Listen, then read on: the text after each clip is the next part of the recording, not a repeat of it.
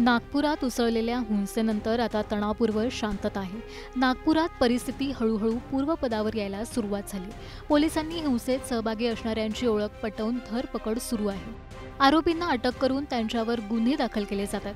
पोलिसांच्या एफआयआरमधून धक्कादायक माहिती समोर आली. नागपूर पोलिसांच्या एफआयआरमध्ये नेमकं काय?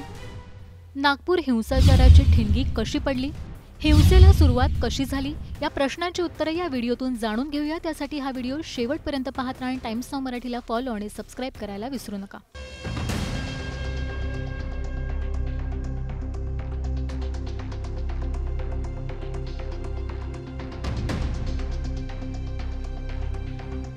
हिंसेच्या आगीत होरपळल्यानंतर नागपूर शहरात तणावपूर्व शांतता आहे. जिथे हिंसा झाली त्या भागात पोलिसांचा तगडा बंदोबस्त आहे.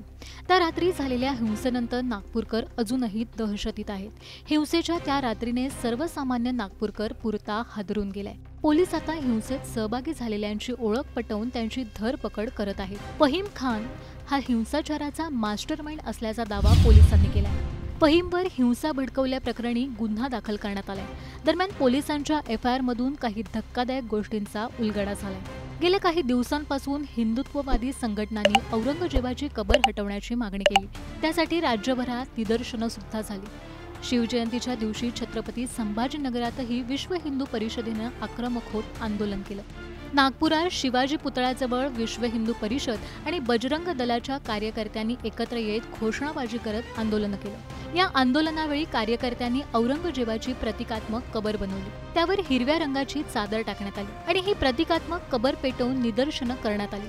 दरम्यान या पेटवलेल्या हिरव्या चादरवर कुराणमधील काही पवित्र ओळी असल्याचं बोललं जातं. या आंदोलनाविरोधात मुस्लिम समुदायानेही आक्रमक होत आंदोलन केल्याची माहिती आहे.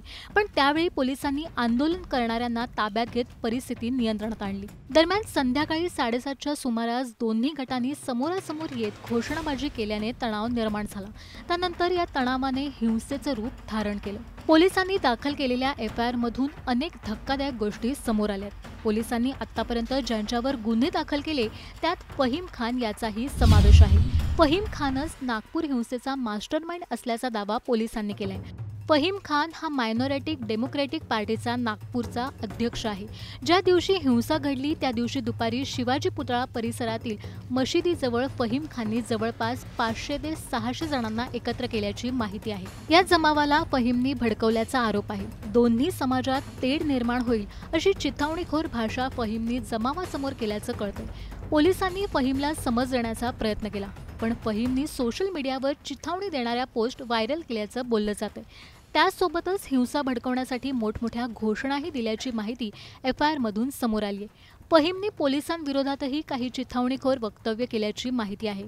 यावेळी जमावाने सोबत आणलेला कुऱ्हाड, दगड, काठी, तलवारीने परिसरात दहशत माजवण्याची माहिती एफआयआरमध्ये दाखल केली आहे. जमावाने पोलिसांवर सुद्धा पेट्रोल बॉम्ब टाकून कुऱ्हाडीने वार करत प्राणघातक हल्ला करण्याचा प्रयत्न केल्याची माहिती एफआयआरमधून उघड झाली. एवढंच नाही तर पोलीस अधिकारी, महिला पोलीस कर्मचाऱ्यांना अर्वाच्य भाषेत शिवीगाळ केल्याची माहिती एफआयआरमधून नमूद करण्यात आली. पोलिसांनी दाखल केलेल्या एफआयआरमधील माहिती धक्कादायक आहे असंच म्हणावं लागेल. दरम्यान एफआयआरमधल्या माहितीबद्दल तुम्हाला काय वाटतं हे आम्हाला कमेंट करून नक्की सांगा.